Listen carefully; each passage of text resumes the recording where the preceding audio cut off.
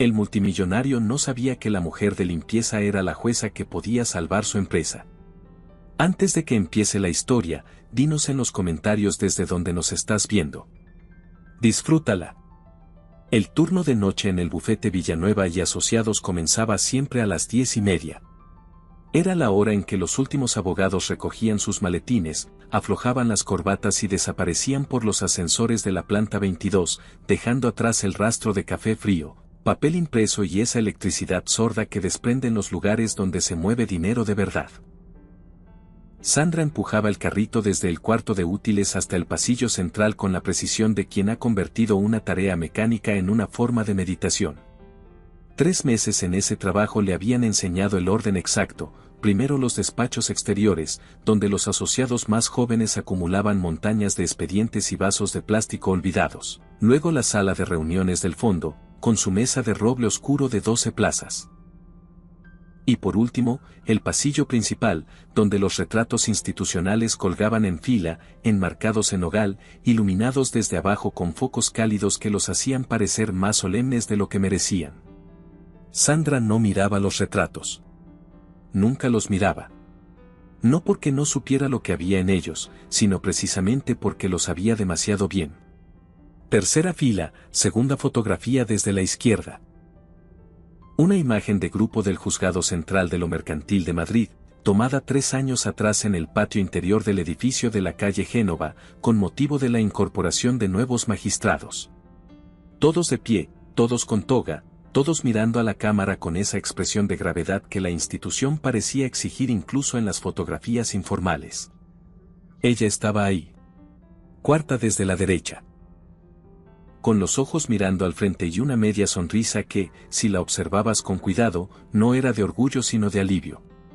Alivio de haber llegado hasta ese lugar después de años que habían costado lo que cuestan las cosas que valen la pena. Sandra Vega. Magistrada del Juzgado Central de lo Mercantil. Así rezaba el pie de foto que nunca leería esta noche porque ya lo sabía de memoria, y porque mirarlo requería un tipo de valentía que todavía no había logrado reunir del todo. La primera semana que trabajó en el bufete, había pasado por ese pasillo sin reconocer la fotografía. Estaba concentrada en aprender el recorrido, en memorizar cuál de los despachos tenía suelo de madera y cuál de piedra para calcular el tiempo de fregado, en entender los ritmos de la noche. Cuando se iba el último asociado, cuando regresaba el de guardia, cuando podía tardar más en la sala de reuniones sin que nadie se fijara. Fue en la segunda semana cuando la vio. Pasó por el pasillo empujando el carrito, miró hacia arriba por alguna razón que no supo explicarse, y la encontró ahí. Ella misma, 3 años más joven, con la toga y los ojos al frente y esa media sonrisa que en el momento de la fotografía no había entendido exactamente como la entendía ahora. No era orgullo, no era satisfacción, era el gesto de alguien que está mirando hacia adelante y viendo, en el horizonte, todo lo que todavía puede hacerse. Se había quedado paralizada en el pasillo durante un segundo que debió de parecer mucho más largo. Luego había seguido empujando el carrito. Desde ese día, tomaba el camino alternativo que bordeaba el pasillo por la izquierda. Tardaba 4 minutos más. Nadie lo notaba. Exprimió el fregón sobre el cubo, escuchó el agua caer y se puso a fregar el suelo de mármol con la misma concentración con que 2 años antes había leído un expediente de 140 páginas buscando la anomalía que sabía que estaba ahí aunque todavía no pudiera verla. Siempre estaba en algún lugar. Solo había que saber mirar. Sandra Vega, aunque ya no lo pudiera hacer desde detrás de un escritorio con su nombre en la puerta, no había olvidado cómo. La primera noche que vio a Sebastián Arredondo, no supo quién era. Lo vio llegar a las 11:15, cuando ella estaba recogiendo los vasos de una reunión que había terminado hacía horas. Entró sin llamar, sin anunciarse, con esa clase de paso que tiene la gente acostumbrada a que los espacios les pertenezcan por el simple hecho de cruzar el umbral. Traje, camisa blanca, corbata aflojada a medias. El nudo bajado, el primer botón abierto. Un hombre que había terminado un día muy largo y todavía tenía por delante una noche más larga que el día. La miró una vez, brevemente, con la misma atención con que se mira un mueble. Necesito la sala. Sandra recogió los vasos con calma. Le dejo en un momento. Ahora, si puede. No había agresividad en la voz. Tampoco cortesía. Solo la certeza de quien no concibe que su petición pueda tener más de una respuesta posible.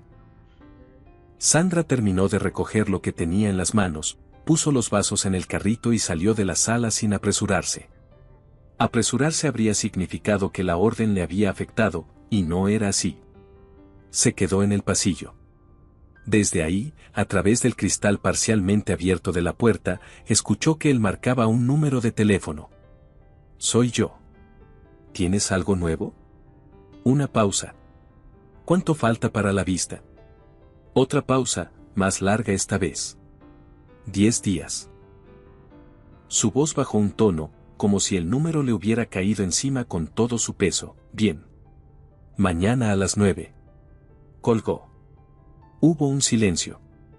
Luego el sonido inconfundible de alguien que empuja una silla hacia atrás y se sienta con el cansancio de quien lleva demasiado tiempo de pie.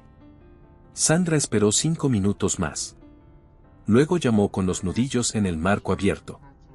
¿Puedo terminar? Él levantó la vista desde los papeles que tenía delante.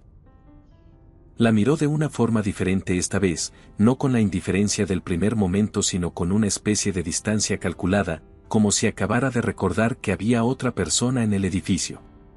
Siga, dijo, y volvió a los papeles. Sandra entró, recogió los últimos vasos, limpió la mesa con el paño, recolocó las sillas. Él no volvió a mirarla. Ella tampoco lo miró a él, pero escuchó todo.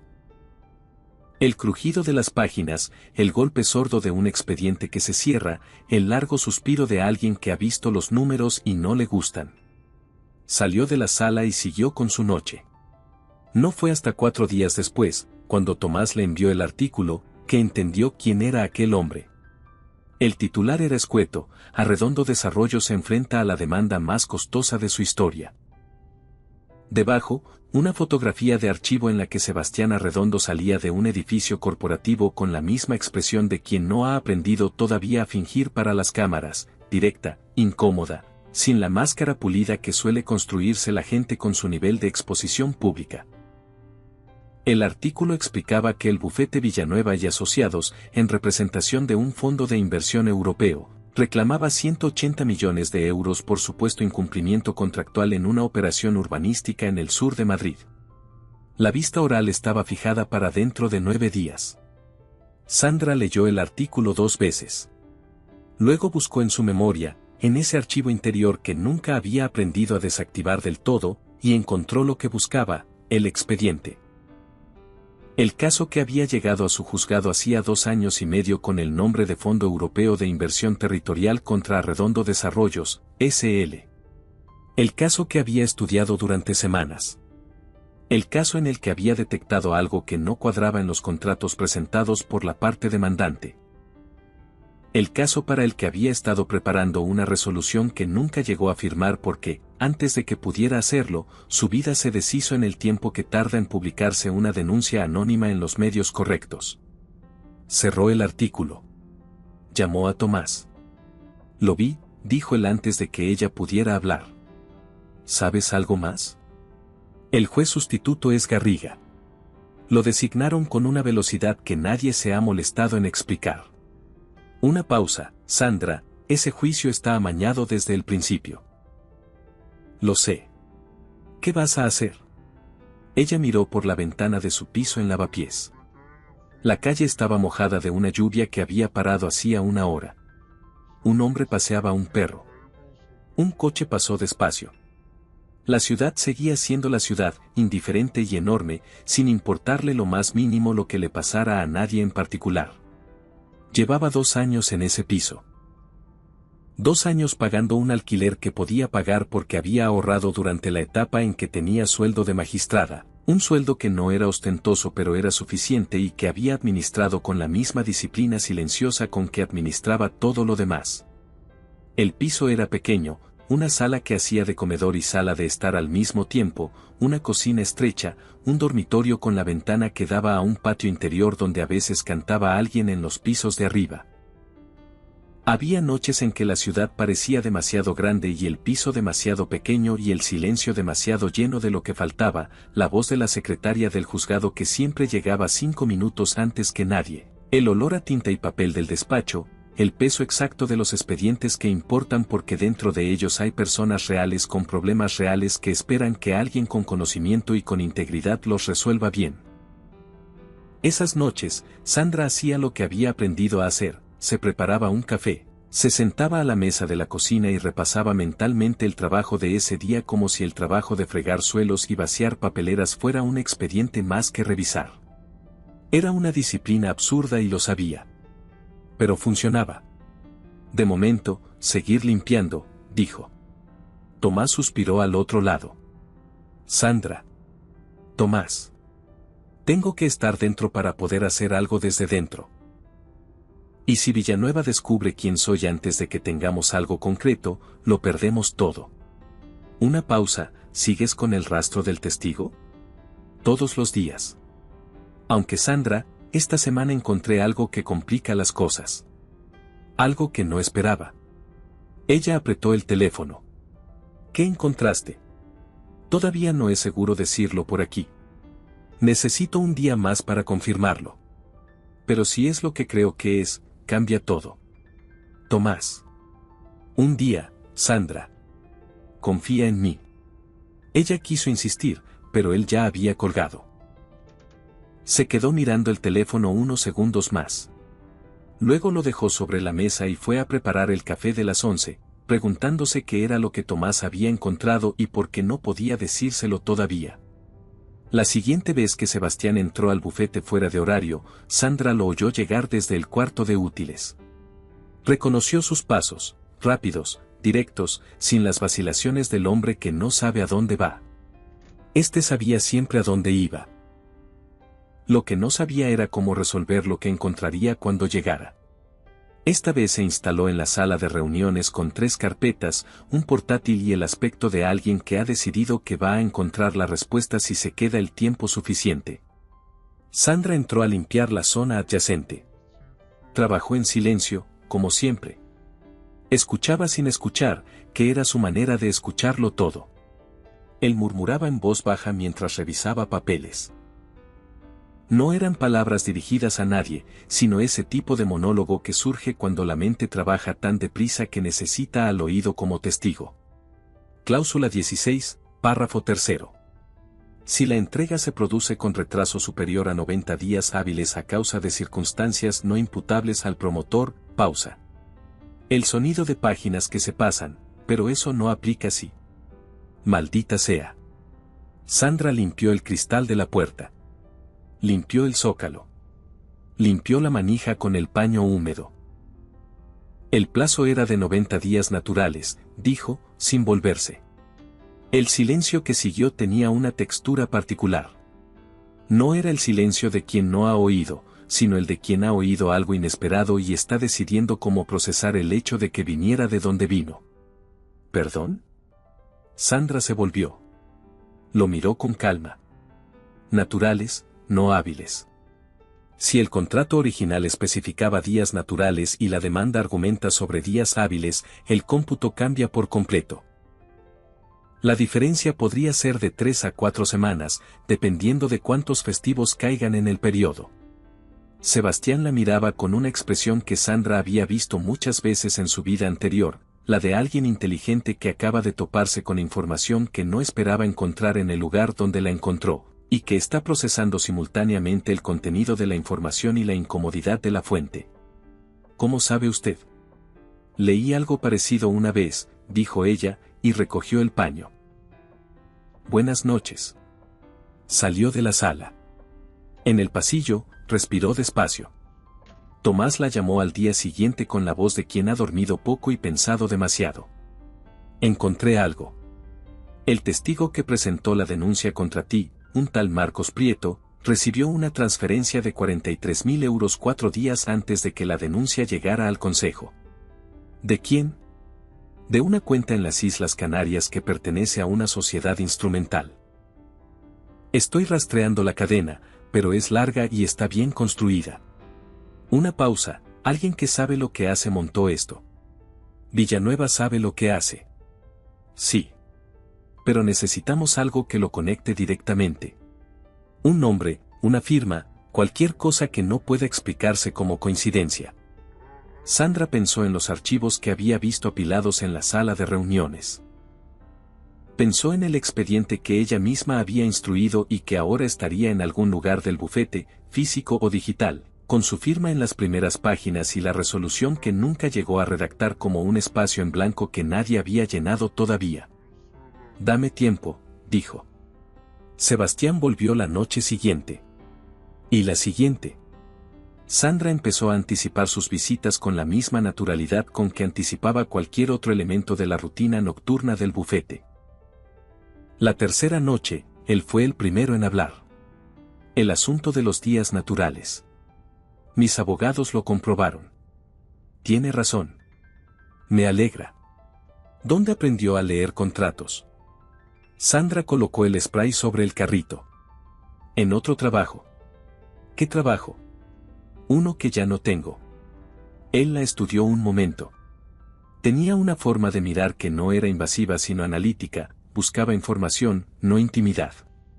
Sandra reconocía esa mirada porque había sido la suya durante años, detrás de un escritorio diferente. ¿Cuánto tiempo lleva aquí? 3 meses. ¿Antes? Antes, otras cosas. Ella levantó el cubo, si no necesita nada más. ¿Cómo se llama? Una fracción de segundo. Tan breve que cualquiera lo habría pasado por alto. Sandra. Sebastián. Ya sé quién es usted, dijo ella, y se marchó antes de que él pudiera responder. Sebastián se quedó con esa frase suspendida en el aire. Ya sé quién es usted. No era el tono de alguien que ha reconocido a un empresario en las noticias.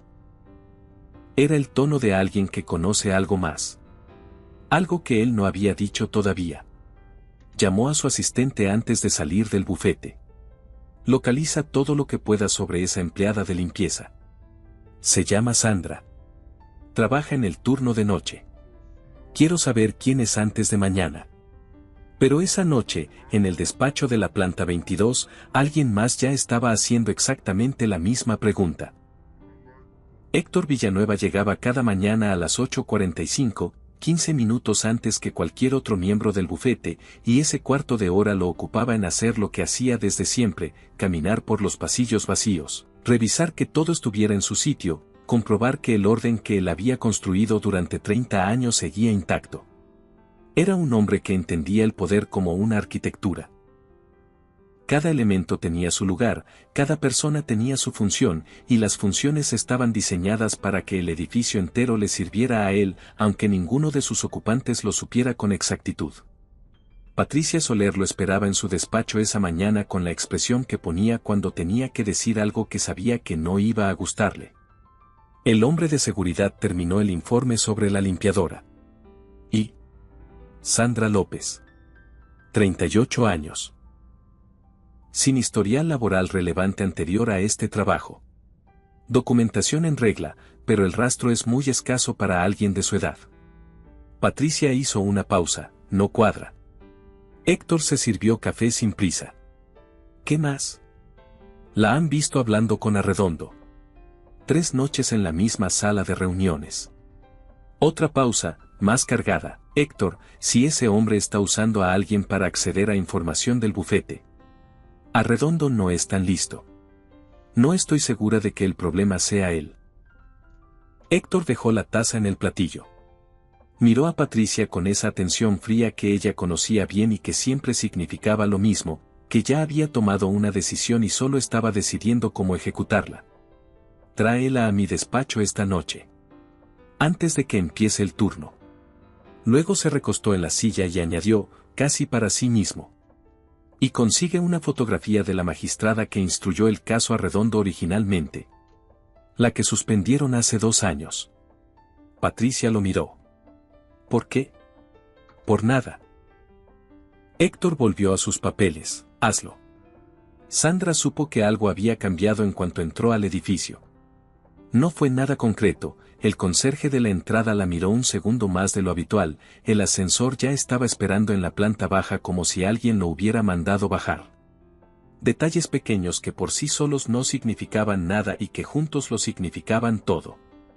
El despacho de Héctor Villanueva ocupaba la esquina norte de la planta 22 con vistas al Paseo de la Castellana. Era un despacho diseñado para que quien entrara entendiera inmediatamente dos cosas, que el hombre que ocupaba ese espacio había llegado muy lejos y que seguía yendo más lejos todavía. Cuadros originales, no láminas. Libros reales, no decoración. Y en la pared del fondo, enmarcados con la misma seriedad con que en otros despachos se enmarcan diplomas, los titulares de los casos más importantes que Villanueva había ganado a lo largo de su carrera. Sandra entró, empujando el carrito, y lo encontró sentado detrás del escritorio con las manos cruzadas sobre la superficie de madera. «Siéntese», dijo. «Prefiero quedarme de pie, si no le importa. Tengo turno que cubrir». «Siéntese». Esta vez no era una invitación. Sandra dejó el carrito, acercó la silla más próxima y se sentó. Héctor la estudió durante un momento que se extendió más de lo necesario, que era exactamente su intención. «Sus documentos están en regla», dijo por fin. «Pero hay cosas que los documentos no explican. Por ejemplo, su historial. 38 años es mucha vida para tan poco rastro. ¿He sido discreta? ¿O ha sido otra persona?» Una pausa calibrada. «Lo que me interesa saber, Sandra, es qué hace hablando con mi cliente fuera de las horas en que tiene autorización para estar en esas salas». Limpiaba las salas donde él estaba. «Eso no responde mi pregunta. Responde la que me hizo». Los ojos de Héctor se estrecharon levemente. Era un hombre que no estaba acostumbrado a que le respondieran con exactitud cuando esperaba que le respondieran con sumisión. En 30 años de ejercicio había desarrollado una técnica muy precisa para manejar ese tipo de conversaciones, empezar por la amenaza implícita, avanzar hacia la presión directa y llegar a la oferta si era necesario. Casi nunca era necesario llegar a la oferta. La mayoría de la gente cedía antes. Esta mujer no estaba cediendo. Y eso, más que irritarlo, le generaba algo más incómodo, la sensación difusa de haber cometido un error que todavía no podía identificar del todo. «Voy a ser directo», dijo. «No sé quién es usted realmente. Pero lo voy a saber. Y hasta que lo sepa, tiene dos opciones: desaparece esta noche, o presento una denuncia por acceso no autorizado a documentación confidencial». No he accedido a ninguna documentación confidencial. He limpiado despachos y salas de reuniones. Si en esos espacios hay documentos sobre mesas o en archivadores, es responsabilidad del personal del bufete, no mía. Sandra. Héctor pronunció el nombre con una cadencia que era una advertencia: no me haga perder el tiempo. No lo estoy haciendo perder. Estoy respondiendo a lo que me pregunta. Sandra no bajó la voz ni la subió. La mantuvo exactamente en el tono en que había estado desde que entró: si tiene pruebas de alguna irregularidad, preséntelas. Si no las tiene, no tengo nada más que decirle. Héctor la miró durante un largo segundo. En 30 años, muy pocas personas le habían hablado de esa manera en su propio despacho. Las que lo habían hecho eran casi siempre personas con poder suficiente para permitírselo: jueces, ministros, socios de otras firmas con credenciales equivalentes a las suyas. No empleadas de limpieza en uniforme que llegaban a las 10:30 con un carrito lleno de productos. Y sin embargo, había algo en la forma en que esta mujer ocupaba el espacio de la silla, en cómo miraba sin pestañear, en cómo articulaba sus respuestas con esa precisión que no era agresiva pero tampoco era dócil, que le recordaba a alguien. No podía ubicar a quién. Era un reconocimiento incómodo, como cuando una cara te resulta familiar y no logras situarla. «Necesito 24 horas para recoger mis cosas», dijo ella. «Tiene 12. 24. Sandra se levantó, recogió el carrito. «Buenas noches». Salió del despacho sin apresurarse. En el pasillo, fijó la vista en el frente y caminó hasta el ascensor. Pulsó el botón. Esperó. Dentro del despacho, Héctor permaneció sentado, mirando la puerta cerrada. Luego tomó el teléfono y llamó a Patricia. La fotografía de la magistrada. La necesito ahora. La tengo aquí. Una pausa. Héctor, es la misma cara. El silencio que siguió fue diferente a todos los anteriores. Más frío. Más largo. ¿Estás segura? Completamente segura. Las puertas del ascensor se abrieron. Sandra entró. Cuando las puertas se cerraron y estuvo sola, sacó el teléfono y marcó el número de Tomás. Habla, dijo él. Tiene 12 horas antes de que Villanueva empiece a buscarme. Probablemente menos. Acabo de entender que ya sabe quién soy. Una pausa larga al otro lado. Sandra. ¿Cuánto tiempo necesitas dentro del edificio esta noche? El que haga falta. Hay un archivo físico en la planta trasera que nadie ha revisado en meses. Si está lo que creo que está, cerramos la cadena entera. Voy a esperar tu llamada. Tomás. ¿Qué era lo que encontraste ayer? Lo que no podías decirme. Otra pausa. Más corta esta vez. El testigo, Marcos Prieto, no actuó solo. Hubo una persona que lo preparó para la declaración. Alguien que le dio el guión exacto de lo que tenía que decir y cómo tenía que decirlo. ¿Quién? Patricia Soler. El ascensor llegó a la planta baja. Las puertas se abrieron. Sandra no salió todavía. ¿Puedes probarlo? Tengo los mensajes. Encriptados, pero ahí están. Sandra, si esta noche consigues lo que crees que hay en ese archivo, tenemos todo lo que necesitamos. Ella respiró. Entonces esta noche lo consigo. Esa noche, Sandra llegó al edificio a la hora habitual. El conserje de la entrada la miró con la misma atención de las últimas noches. Ella lo saludó con la misma calma de siempre y subió a buscar el carrito. El bufete estaba más vacío que de costumbre. Solo 2 asociados en los despachos del fondo, absortos en sus pantallas, sin levantar la vista. El pasillo principal estaba en silencio. Sandra fue directamente al archivo. La sala de archivo del bufete era un espacio largo y frío en la parte trasera de la planta, con estanterías metálicas del suelo al techo y carpetas organizadas por año y número de expediente. No había sistema informático visible. Villanueva conservaba la costumbre de los documentos físicos para los casos más sensibles, que era una forma de mantener el control en un mundo donde los servidores podían ser auditados pero las carpetas de cartón marrón no generaban metadatos. Sandra localizó la sección del año anterior. Recorrió los lomos con los ojos, buscando el número que recordaba de memoria. Lo encontró en la tercera estantería. Una carpeta más gruesa que las de alrededor, con el número de expediente escrito a mano en tinta azul. La sacó. La abrió. Estaban ahí. Los documentos de instrucción de la fase inicial del caso, incluyendo las comunicaciones internas del bufete relativas a la estrategia procesal. Y entre ellos, lo que Sandra no esperaba encontrar pero que cambiaba todo, una nota manuscrita en papel con membrete del bufete, firmada con las iniciales HV. Dirigida a Patricia Soler, que decía con una brevedad que era en sí misma una condena, el problema Vega debe resolverse antes del día 15. Utiliza el conducto habitual. Sandra fotografió cada página. Volvió a colocar la carpeta en su sitio. Salió de la sala de archivo con el carrito. No llegó ni a la mitad del pasillo. La voz de Héctor Villanueva la detuvo desde el fondo, alta y proyectada con la precisión de quien sabe exactamente qué tan lejos llega su sonido. Un momento. Sandra se volvió despacio. Héctor estaba en el umbral de su despacho, con la puerta abierta de par en par. A su lado, Patricia. Detrás de ellos, visible a través del cristal de la sala adyacente, 4 personas que Sandra reconoció, 2 asociados senior, la responsable de recursos humanos y el abogado de guardia, todos con la expresión de quien acaba de interrumpir lo que estaba haciendo porque algo en el ambiente le ha dicho que merece la pena prestar atención. Héctor dio 2 pasos hacia el pasillo.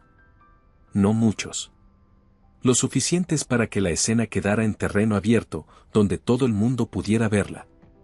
Déjelo ahí, dijo, señalando el carrito con un gesto breve. Sandra no lo movió. No lo dejó, tampoco.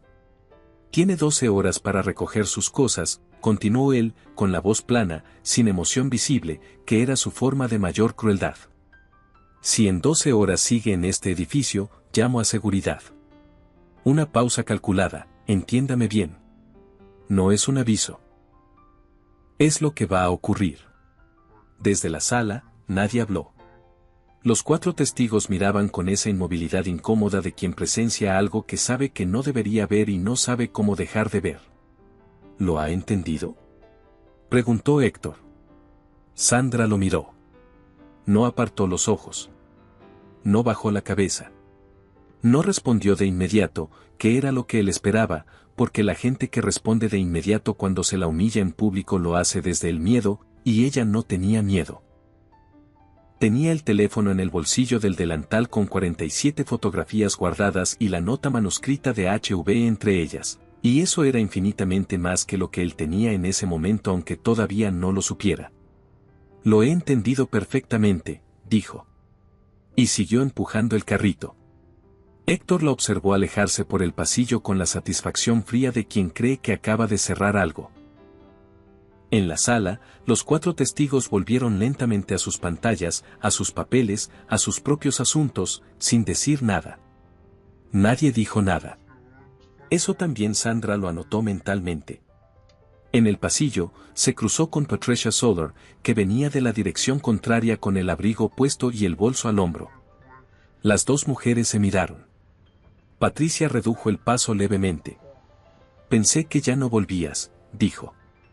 Necesitaba recoger mis cosas. Patricia la estudió un segundo más de lo necesario. Luego siguió caminando sin decir nada más. Sandra esperó a escuchar el ascensor, esperó a que las puertas se cerraran y entonces sacó el teléfono y envió las fotos a Tomás con un solo mensaje: está completo.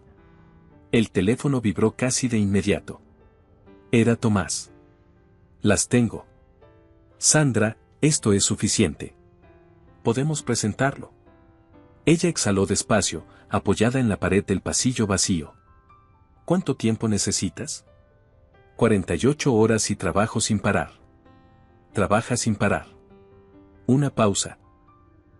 Pero Tomás, hay algo más que necesito que hagas.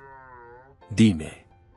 Busca a Elena Arredondo, la hija de Sebastián. Trabaja como pasante aquí, en este mismo bufete. Silencio al otro lado. La hija del hombre cuyo caso estás intentando salvar, ¿trabaja en el bufete que está intentando hundirlo? Sí. Y probablemente no lo sabe. Necesita saberlo. Sebastián Arredondo recibió la llamada a las 7 de la mañana siguiente, cuando todavía estaba en el hotel donde se alojaba durante esa semana de Madrid porque el piso que tenía alquilado en Salamanca estaba en obras. Miró el número, no lo reconoció, estuvo a punto de no contestar. Contestó. Soy Sandra, dijo la voz al otro lado. La del turno de noche. Sebastián se sentó en el borde de la cama. ¿Qué ocurre? Necesito hablar con usted.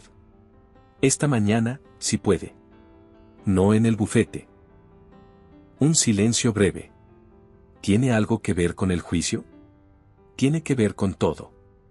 Se encontraron en una cafetería de la calle Alcalá, lejos del barrio financiero, en uno de esos locales que llevan décadas en el mismo sitio y que no han cambiado nada porque no han necesitado hacerlo. Mesas de madera, luz de mañana entrando por el escaparate, el ruido de fondo de una ciudad que ya lleva horas despierta. Sandra llegó 5 minutos antes. Pidió un café. Se sentó de cara a la puerta. Sebastián entró puntual. La encontró, cruzó la sala, se sentó frente a ella. La miró de la misma manera analítica que ella ya reconocía, y esta vez lo que encontró en su cara lo hizo fruncir ligeramente el ceño. Algo había cambiado en la mujer que tenía delante. No era la postura, no era la ropa, no era ningún detalle físico concreto. Era algo en la forma en que ocupaba el espacio, como si hubiera dejado de recogerse hacia adentro y hubiera decidido, en algún momento entre anoche y esta mañana, tomar más sitio del que había estado tomando. ¿Quién es usted?, preguntó, directo. Sandra rodó la taza entre las manos. Voy a contarle algo. Cuando termine, puede hacer lo que quiera con la información. Puede marcharse, puede llamar a Villanueva, puede ignorarme. Eso dependerá de usted. Pero necesito que sepa que lo que voy a decirle es verdad y que puedo probarlo. Sebastián no respondió. Asintió levemente. Me llamo Sandra Vega. Era magistrada del Juzgado Central de lo Mercantil de Madrid. Hace 2 años y medio, su caso llegó a mi juzgado. El caso que Villanueva lleva en su contra, Fondo Europeo de Inversión Territorial contra Arredondo Desarrollos. Lo estudié durante semanas. Hizo una pausa, encontré irregularidades en los contratos presentados por la parte demandante. Irregularidades que invalidaban la base legal de la demanda. Sebastián la miraba sin moverse. Estaba preparando la resolución cuando apareció una denuncia anónima en los medios acusándome de filtrar información confidencial a partes interesadas. El Consejo General del Poder Judicial me suspendió provisionalmente. El caso fue reasignado al juez Garriga. Sandra levantó la vista y lo miró directamente. Esa denuncia fue fabricada. El testigo que la sostenía fue pagado. Y el dinero llegó desde una cuenta vinculada a Patricia Soler, socia de Villanueva. El silencio que siguió fue largo. Sebastián tenía las manos apoyadas en la mesa. No las movió. No cambió de expresión. Pero algo se modificó en sus ojos, el foco de la mirada, que pasó de estar orientado hacia ella a orientarse hacia algún punto interior donde estaba procesando todo lo que acababa de escuchar. ¿Puede probarlo? Tengo el rastro del pago. La cadena completa. Un abogado independiente está compilando la documentación ahora mismo. ¿Y el expediente original? ¿Las irregularidades que encontró? Los consulté durante el periodo en que tuve acceso a esa sala. Las irregularidades siguen ahí. Nadie las ha corregido porque nadie esperaba que alguien con conocimiento jurídico fuera a verlas. Sandra apoyó las manos en la mesa, y tengo algo más. Una nota manuscrita de Villanueva que conecta directamente con mi suspensión. ¿Qué dice esa nota? Dice suficiente para presentar una querella criminal. Sebastián exhaló despacio. ¿Por qué me lo cuenta ahora? Porque el juicio empieza en 7 días y el juez que lo presidirá fue designado por influencia de Villanueva. Si ese juicio llega a celebrarse en esas condiciones, usted perderá. Y perderá no porque tenga razón o no, sino porque el resultado ya está decidido. ¿Y usted qué gana? Sandra dejó la taza. Recuperar lo mío. Sebastián estuvo callado durante el camino de vuelta al hotel. Su abogada de cabecera, Miriam, lo llamó 3 veces. No contestó. Necesitaba pensar sin la interferencia de nadie que tuviera un interés en el resultado de su pensamiento. Entró a la habitación. Se sentó en la silla junto a la ventana. Sacó el teléfono y buscó el nombre, Sandra Vega, magistrada, Juzgado Central de lo Mercantil. Los artículos aparecieron enseguida. La denuncia, la suspensión provisional, las declaraciones del Consejo que usaban el lenguaje cuidadoso de quien no quiere comprometerse antes de tiempo. Y en un artículo de hacía 2 años y medio, publicado 3 semanas antes de la denuncia, una referencia al caso Arredondo que mencionaba que la magistrada instructora estaba revisando la documentación aportada por ambas partes. 3 semanas. 3 semanas antes de la denuncia, la magistrada que instruía su caso estaba revisando la documentación de Villanueva. Cerró el teléfono. Miró por la ventana. El paseo del Prado estaba mojado de la lluvia de la noche anterior y los árboles todavía goteaban. Llamó a su asistente. Localiza el expediente original del caso. El que se instruyó en el juzgado antes de la reasignación. Quiero una copia de los contratos que presentó Villanueva en aquella primera fase. Los contratos llegaron a su correo esa misma tarde. Sebastián los abrió, los imprimió y los extendió sobre la mesa del hotel con la meticulosidad de alguien que está aprendiendo un idioma nuevo y sabe que no puede permitirse errores de traducción. No era abogado. Pero llevaba 20 años construyendo proyectos inmobiliarios y sabía leer un contrato con la competencia de quien ha firmado suficientes como para entender dónde suelen esconder los problemas. Lo encontró en la página 34. La cláusula de penalización por demora usaba dos términos de forma intercambiable a lo largo del texto, días hábiles y días naturales. Intercambiables en apariencia. Diferentes en consecuencias.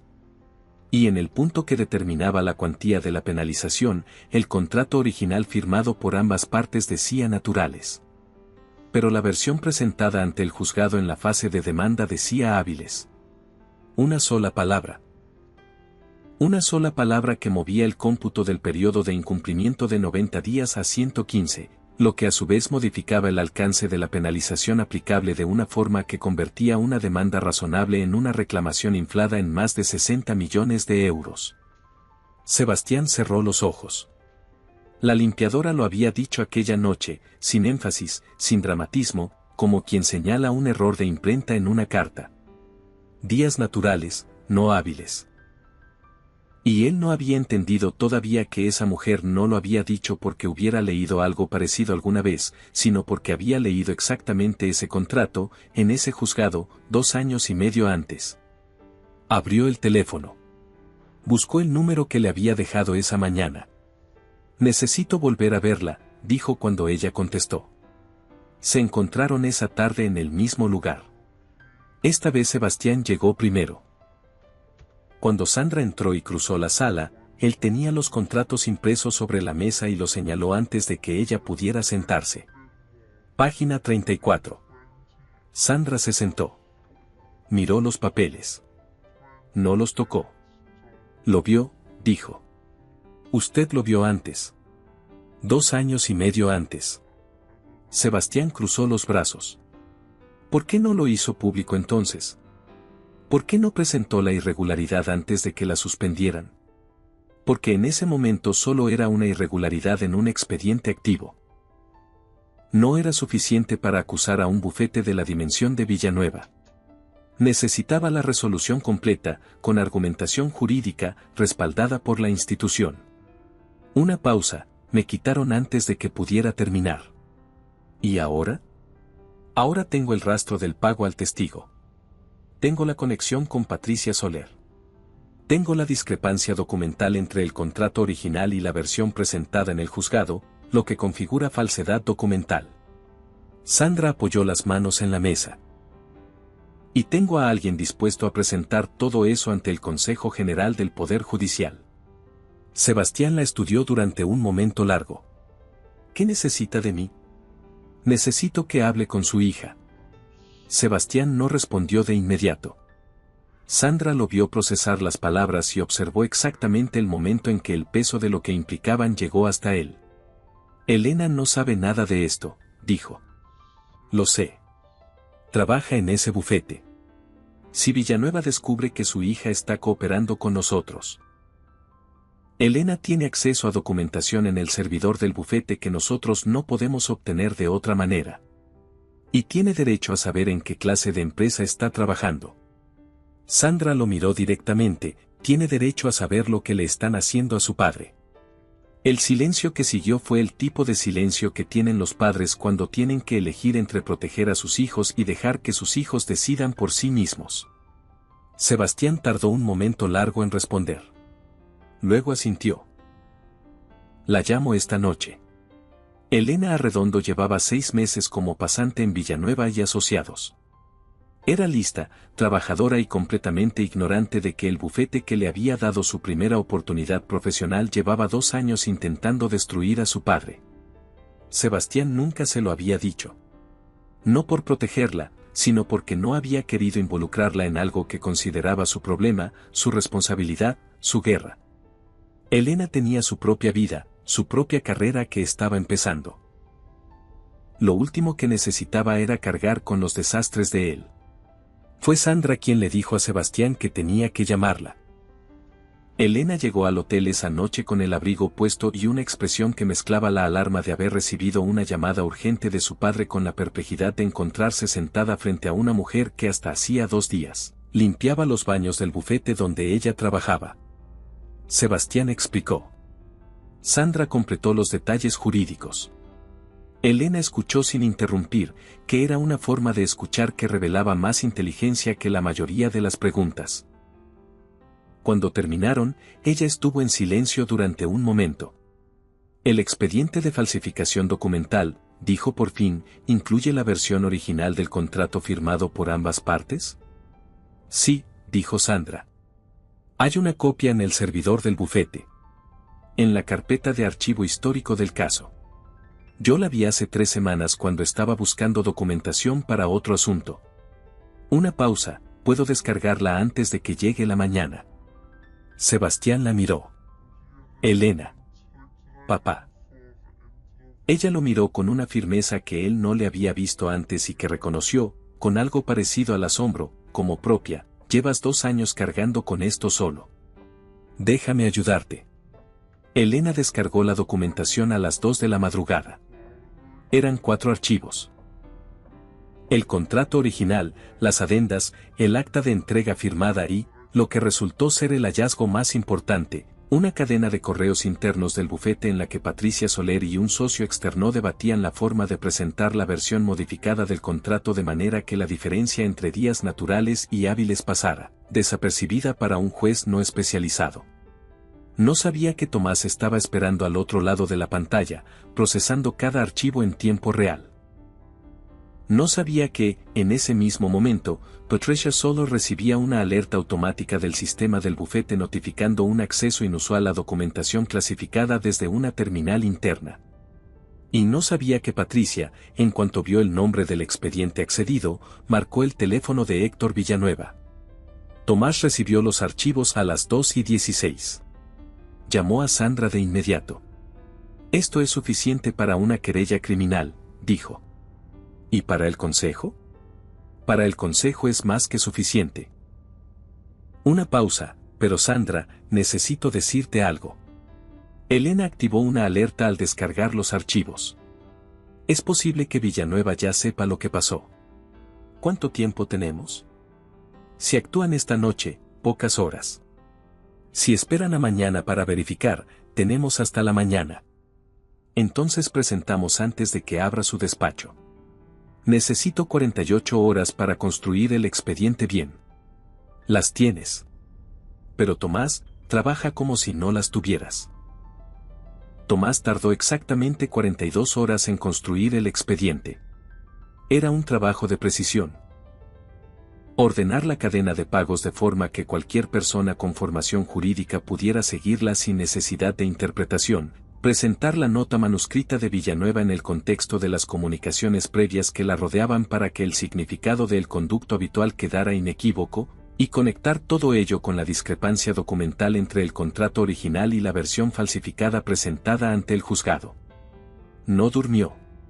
Bebió café que se fue enfriando sobre el escritorio. Cuando terminó el primer borrador, lo releyó 4 veces buscando el punto débil que encontraría un abogado de la categoría de Villanueva. Luego lo releyó una 5ª vez buscando el punto débil que encontraría Villanueva él mismo. No lo encontró. Llamó a Sandra a las 3 de la mañana del segundo día. «¿Está listo?» Su voz sonaba diferente, no más alta ni más animada, sino más quieta, con la quietud de quien ha llegado al final de un esfuerzo largo. «Sandra, ¿estás bien?» «Sí». «¿De verdad?» Ella tardó un segundo en responder. «Estoy nerviosa». «¿Que no es lo mismo que estar mal?» «¿Tienes miedo de que no funcione?» «Tengo miedo de que funcione y de lo que viene después». Una pausa. «Llevas 2 años arriesgando tu carrera por esto, Tomás. Si esto sale mal. Si esto sale mal, ya veremos. Pero no va a salir mal». Otra pausa. «¿Puedes dormir algo?» «Probablemente no». «Yo tampoco». El ruido de una silla al moverse. «Oye, Sandra. ¿Recuerdas lo que me dijiste cuando te suspendieron?» «Lo primero que me dijiste, esa misma tarde». «No lo recuerdo». Dijiste, hay algo que no cuadra en este expediente y alguien lo sabe. Una pausa, tenías razón entonces. Tenías razón en todo. Solo necesitabas el momento correcto para demostrarlo. Sandra no respondió. Pero no colgó. Se quedaron así durante un minuto, los dos en silencio, con el teléfono en la mano, como dos personas que han caminado el mismo camino durante mucho tiempo y finalmente pueden ver el final desde donde están. La comparecencia ante el Consejo General del Poder Judicial se celebró 48 horas después, a las 10 de la mañana, en la sala de audiencias del edificio institucional de la calle Marqués de la Ensenada. Sandra llegó puntual. Llevaba un traje que no había usado en 2 años, oscuro, limpio, con el rigor discreto que exige ese tipo de lugares. No llevaba toga porque no era una comparecencia judicial formal, sino una audiencia disciplinaria instada de urgencia por la denuncia presentada por Tomás en nombre de ella. La sala estaba presidida por 3 miembros del Consejo. Detrás de la mesa de los denunciados, 2 abogados enviados de urgencia por Villanueva. Patricia Soler había optado por comparecer sola, sin representación, lo que era en sí mismo un movimiento que sus abogados habían intentado evitar y que ella había impuesto, probablemente porque había decidido que la única salida que le quedaba era colaborar. Héctor Villanueva no compareció. Su abogado presentó un escrito alegando motivos de salud. Los miembros del consejo lo leyeron con la expresión de quien ha leído demasiados escritos alegando motivos de salud en el momento preciso en que la presencia resultaba inconveniente. Tomás presentó la documentación en 3 bloques, la cadena de pagos, la falsificación documental y la nota manuscrita de Villanueva. Los explicó con la claridad de quien lleva 42 horas sin dormir y ha aprendido a convertir esa claridad en una herramienta. Luego le cedió la palabra a Sandra. Ella se levantó. Durante 2 años había imaginado ese momento de formas diferentes según la hora del día y el estado de ánimo. A veces lo había imaginado como una declaración larga, articulada, emocionalmente precisa. A veces como algo más seco, más técnico, construido únicamente sobre hechos. A veces, en los peores momentos, no lo había imaginado en absoluto porque imaginar que pudiera suceder requería un tipo de esperanza que no siempre había tenido disponible. Hubo noches en Lavapiés, noches de lluvia sobre el patio interior y silencio demasiado lleno, en que había pensado que quizás el camino más razonable era aceptar que ciertas puertas, una vez cerradas por las personas correctas con las llaves correctas, no volvían a abrirse. Que el sistema que la había expulsado era el mismo sistema al que tendría que recurrir para que la readmitiera, y que ese sistema no tenía ningún incentivo real para reconocer su propio error. Esas noches eran las difíciles. Las otras noches, las que terminaban con el expediente de Arredondo girando en algún rincón de su cabeza como una pregunta sin respuesta, eran en realidad más fáciles de sobrellevar, porque en ellas todavía había algo pendiente.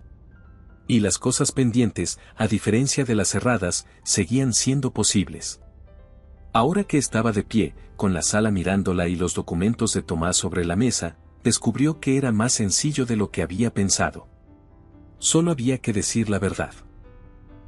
La verdad que había tenido todo el tiempo y que había tenido que aprender a guardar hasta que el momento de usarla fuera el correcto. Explicó el expediente con la metodología de quien lo ha revisado tantas veces que puede recorrerlo hacia adelante y hacia atrás sin perder el hilo. Explicó las irregularidades que había detectado. La discrepancia entre días naturales y días hábiles, el impacto que esa diferencia tenía en el cómputo de la penalización, la imposibilidad de que dicha discrepancia fuera un error de transcripción dado que aparecía de forma consistente en 3 documentos separados presentados por la misma parte. Explicó la línea de tiempo de la denuncia en su contra y su relación exacta con el estado de la instrucción del caso. La denuncia había llegado al Consejo 17 días después de que ella solicitara internamente los contratos originales firmados por ambas partes para cotejarlos con los presentados en el juzgado. 17 días. El tiempo suficiente para que alguien con acceso a los movimientos del juzgado comprendiera lo que ella estaba a punto de encontrar. Explicó la nota manuscrita y el significado del conducto habitual en el contexto de las comunicaciones que la rodeaban. Explicó la cadena de pagos. Explicó la sociedad en Gibraltar. Habló durante 22 minutos. Cuando terminó, la sala estuvo en silencio durante un tiempo que no fue incómodo sino necesario. Era el silencio de quienes acaban de escuchar algo que requiere ser procesado antes de ser respondido, y que saben que cualquier respuesta apresurada sería un error. Una de los miembros del consejo, una mujer de cabello que había escuchado todo sin tomar notas ni cambiar de expresión, se inclinó levemente hacia adelante. ¿Quiere usted añadir algo más, magistrada? Era la primera vez en 2 años que alguien la llamaba magistrada. Sandra sostuvo la mirada de la mujer del consejo durante un momento. Pensó en la fotografía del pasillo del bufete, en la tercera fila y segunda posición desde la izquierda, en la media sonrisa que no era de orgullo sino de alivio. Pensó en el expediente sobre su escritorio con el espacio en blanco donde debería estar la resolución. No, dijo Sandra. Creo que está todo dicho. La sala de audiencia se vació con la lentitud de los lugares donde acaba de pasar algo importante. Los abogados de Villanueva salieron primero, en silencio, con la urgencia tensa de quien tiene que llegar a un teléfono antes de que las noticias lleguen solas. Patricia Soler se quedó sentada hasta que casi todos se habían ido, luego se levantó y cruzó la sala sin mirar a nadie. En la puerta, se detuvo. Giró levemente hacia donde estaba Sandra, que recogía sus papeles. No dijo nada. Pero la miró durante un segundo con una expresión que no era arrepentimiento exactamente, ni tampoco reconocimiento, sino algo más ambiguo que tenía que ver con el momento en que una persona entiende que el camino que eligió no era el que debía. Luego salió. Tomás llegó hasta Sandra y le puso una mano en el hombro. Lo hiciste. Lo hicimos. En 48 horas tendrán la resolución provisional. La suspensión del juez Garriga es prácticamente segura. Sandra asintió. ¿Y Villanueva? La querella criminal tarda más. Pero está en marcha. Una pausa, no va a poder parar esto, Sandra. Ya no puede. Ella recogió el último papel. Lo alineó con los demás. Lo guardó en la carpeta. Bien. Sebastián la estaba esperando en el pasillo exterior. Cuando Sandra salió, él se levantó del banco donde había estado sentado con la paciencia de quien sabe que lo que ocurre detrás de esa puerta determina cosas que van más allá de su caso particular. La miró. ¿Cómo fue? Bien, creo. ¿Cómo de bien? Bien del todo. Sebastián exhaló. No era un suspiro de alivio exactamente, era el sonido de alguien que ha tenido los hombros tensos durante demasiado tiempo y acaba de notar que puede bajarlos. ¿Y el juicio? El juicio de usted se sobreseerá cuando acrediten que el expediente fue instruido sobre documentación falsificada. Sus abogados pueden pedirlo ahora mismo. ¿Cuándo? En días. Una semana como mucho. Sebastián la miró durante un momento. Gracias, dijo. Y lo dijo sin el tono protocolar con que la gente dice gracias a quienes les hacen favores, sino con el tono más sencillo y más difícil de quien reconoce que lo que acaba de recibir no tiene equivalente conveniente. No me las dé todavía, dijo Sandra. Espere a que la resolución esté firmada. Ya se las doy ahora. Una pausa breve, ¿qué va a hacer ahora? Sandra miró hacia el final del pasillo, donde una ventana dejaba ver un trozo de cielo sobre los tejados de Madrid. Nublado, como casi siempre en esa época del año, pero con un matiz de luz que sugería que en algún lugar, detrás de las nubes, el sol seguía ahí. Esperar la resolución provisional. Luego solicitar la reincorporación. Otra pausa, hay un expediente a medio resolver que me gustaría terminar. Sebastián asintió. ¿Puedo preguntarle algo? Puede. Durante estos 2 años, limpiando despachos, archivos, baños de gente que no sabía quién era usted, ¿cómo lo hizo? Sandra pensó en la pregunta. No en la respuesta, que sabía cuál era, sino en si valía la pena decirla en voz alta. Al principio fue duro, dijo. Pero luego entendí algo, el trabajo era limpio. Literal y en todos los sentidos. No requería que mintiera, no requería que cediera, no requería que me convirtiera en otra persona. Solo requería que apareciera y que hiciera lo que había que hacer. Hizo una pausa, resulta que eso no es tan diferente de lo que hacía antes.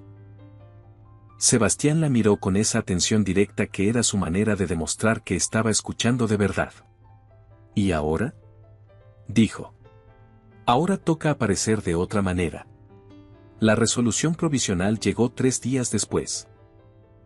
El Consejo General del Poder Judicial acordaba la suspensión cautelar del juez Garriga pendiente de investigación por posible nombramiento irregular, la apertura de expediente disciplinario contra Héctor Villanueva por su presunta participación en la fabricación de la denuncia contra la magistrada Sandra Vega, y la restitución provisional de dicha magistrada en sus funciones con efectos inmediatos, sin perjuicio del desarrollo posterior del procedimiento. Sandra leyó el documento 3 veces. No lo leyó de pie, no lo leyó con nadie al lado. Lo leyó sentada en la cocina de su piso de lavapiés, con una taza de café que se fue enfriando mientras ella avanzaba por los párrafos con la misma lentitud cuidadosa con que se lee algo que uno lleva mucho tiempo esperando y para lo que no está del todo seguro de estar preparado. Cuando terminó, dejó el papel sobre la mesa. Miró por la ventana. La calle estaba seca esa mañana, con un sol de invierno que no calentaba pero que al menos estaba. Llamó a Tomás. Llegó. Lo sé. Me llamaron antes que a ti. Su voz sonaba diferente, no más alta ni más animada, sino más quieta, con la quietud de quien ha llegado al final de un esfuerzo largo. ¿Cómo estás? No lo sé todavía. Es normal. Sí. Un silencio breve. ¿Cuándo quieres volver? Sandra miró el documento sobre la mesa. El lunes. Lo que ocurrió esa misma tarde, Sandra no lo vio directamente. Lo supo por Tomás, que lo supo por las noticias, que lo supieron porque alguien en el aeropuerto grabó con el teléfono y el video llevaba 3 horas circulando cuando él la llamó. Pon las noticias, dijo sin más explicación. Sandra encendió el televisor de la cocina. La imagen era borrosa, tomada desde lejos con el zoom de un móvil, pero reconocible. La sala de embarques de la Terminal 4 del aeropuerto de Barajas, la puerta de 22, la fila de viajeros con maletas de ruedas y el espacio abierto que se forma instintivamente alrededor de una escena que la gente no sabe si mirar o evitar. En el centro de ese espacio, Héctor Villanueva. Traje, el mismo que llevaba en las reuniones de alto nivel, el que guardaba para los días en que necesitaba que su apariencia hiciera parte del trabajo. 2 maletas. Un maletín de cuero. Y 3 agentes de la Policía Nacional, uno a cada lado y uno detrás, con la postura profesional y sin teatralidad de quien ejecuta una orden sin necesidad de dramatizarla. Villanueva no forcejó. No levantó la voz. Hizo exactamente lo que hacen las personas que han construido su poder sobre la convicción de que siempre habrá alguien que intervenga a tiempo. Miró a la gente de su derecha con una expresión de incredulidad controlada, como si aquello fuera un malentendido administrativo que se resolvería en 20 minutos con una llamada al número correcto. Nadie intervino. El abogado que lo acompañaba, un hombre joven con maletín idéntico al suyo, intentó decir algo. Uno de los agentes lo detuvo con un gesto corto, sin mirarle siquiera. Villanueva dijo algo que el video no captaba con claridad. El agente de su izquierda respondió con 3 palabras. Villanueva cerró la boca. Le pidieron que los acompañara. Lo acompañó. La cámara lo siguió hasta que dobló la esquina del pasillo y desapareció, y durante los últimos metros que duró el plano, Villanueva no volvió a mirar atrás. Eso era lo que más se notaba, lo que hacía que el video fuera lo que era. Que un hombre acostumbrado a ser el punto de referencia de cualquier sala que ocupara cruzó ese pasillo sin mirar atrás ni una sola vez, como si supiera que lo que dejaba detrás ya no le pertenecía. La cámara se movió. Alguien dijo algo en off que el micrófono no captó bien. La pantalla volvió al plató de noticias. Sandra apagó el televisor. Se quedó sentada en la cocina durante un momento que no fue largo. Luego se levantó, fue a la ventana y miró la calle de abajo. El mismo hombre de siempre paseando al perro, un coche que pasaba despacio, la ciudad que seguía siendo la ciudad sin importarle lo más mínimo lo que le pasara a nadie en particular. En el bufete Villanueva y Asociados, según supo después por boca de Elena, la noticia llegó mientras los asociados seguían en sus despachos. Alguien abrió el video en el teléfono. Alguien lo pasó a otro. Para las 7 de la tarde, todos lo habían visto, incluidos los 4 que estaban en la sala adyacente al pasillo cuando Héctor señaló el carrito de Sandra con ese gesto breve y le dijo que tenía 12 horas. Ninguno de los 4 dijo nada esa noche. Pero a la mañana siguiente, los 3 asociados senior enviaron solicitudes formales de declaración voluntaria ante el Consejo. Querían constar en el expediente. Querían que constara lo que habían visto. La responsable de Recursos Humanos lo hizo primero. Patricia Soler llegó a un acuerdo con la Fiscalía en la primera semana. Los términos no se hicieron públicos, pero su colaboración fue determinante para reconstruir la cadena completa de la operación que había llevado a la suspensión de Sandra. El juicio de Arredondo Desarrollo se sobreseyó por vicio procesal en origen. La demanda de 180 millones quedó sin efecto. Los abogados del fondo inversor abrieron negociaciones directas con Sebastián para resolver el conflicto por la vía contractual, que era como debería haberse resuelto desde el principio si alguien hubiera dejado que el proceso jurídico siguiera su curso natural. Elena presentó su renuncia al bufete esa misma semana. En su carta, de una sola frase, decía que prefería construir su carrera en un lugar donde no tuviera que elegir entre la lealtad a la institución y la lealtad a las personas que amaba.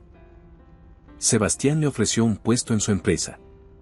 Ella lo rechazó con una sonrisa y le dijo que prefería buscarse el camino sola.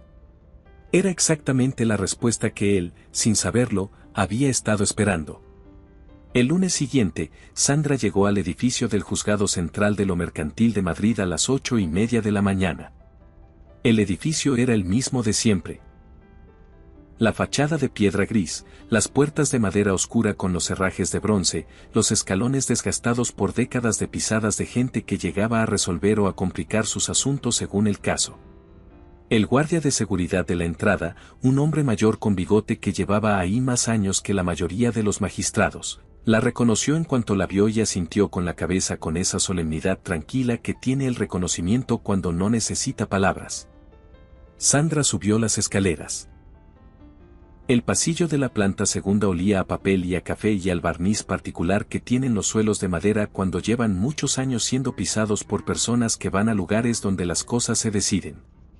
Era un olor que ella conocía de memoria, que había absorbido durante años sin saber que lo estaba absorbiendo, y que ahora reconocía como reconocemos las cosas que nos pertenecen cuando las recuperamos después de haberlas perdido. Llegó a la puerta de su despacho. La placa seguía ahí. Magistrada Sandra Vega. Juzgado Central de lo Mercantil de Madrid. Alguien la había limpiado recientemente, brillaba con esa limpieza discreta que tienen las cosas que alguien ha cuidado en ausencia de quien debería estar. Sacó la llave. La giró en la cerradura. La puerta se abrió. El despacho estaba en silencio. Los expedientes seguían en las estanterías, organizados con el orden que ella había establecido antes de que todo se interrumpiera. La silla detrás del escritorio estaba en el mismo ángulo en que la había dejado la última vez. La planta que tenía en el alféizar de la ventana había sobrevivido, aunque alguien le había quitado las hojas secas y le había puesto tierra nueva, que era otro de esos gestos silenciosos que tienen los lugares cuando esperan que alguien vuelva. Sandra cruzó la sala. Se sentó en la silla. Puso las manos sobre el escritorio. La madera estaba fría bajo sus palmas. Por la ventana entraba la luz gris de una mañana de invierno madrileño, sin pretensiones de ser más de lo que era. En la estantería, visible desde donde estaba sentada, había una carpeta con un número de expediente escrito a mano en tinta azul. La reconoció enseguida. Era el expediente del caso Arredondo, la instrucción original, el que ella había empezado a revisar 2 años y medio atrás y que nunca había llegado a resolver. Lo miró durante un momento. Luego alargó el brazo, lo cogió y lo abrió sobre la mesa. En la primera página estaba su firma, la que había puesto el día en que el expediente llegó a su juzgado para certificar que lo había recibido y que comenzaba su instrucción. La firma de Sandra Vega, magistrada, con la fecha de 2 años y medio atrás escrita debajo con la letra pulcra y ligeramente inclinada que era suya desde siempre. Debajo de esa firma había un espacio en blanco donde debería estar la resolución. Sandra sacó un bolígrafo y empezó a escribir. ¿Qué parte de esta historia te llegó más adentro? Cuéntanoslo en los comentarios y dinos qué calificación le das del 0 al 10. Si llegaste hasta aquí, dale me gusta al video, suscríbete al canal y activa la campanita para no perderte las próximas historias. Y si quieres seguir con la emoción ahora mismo, aquí en pantalla te dejamos otra historia que no te vas a poder quitar de la cabeza desde el primer minuto.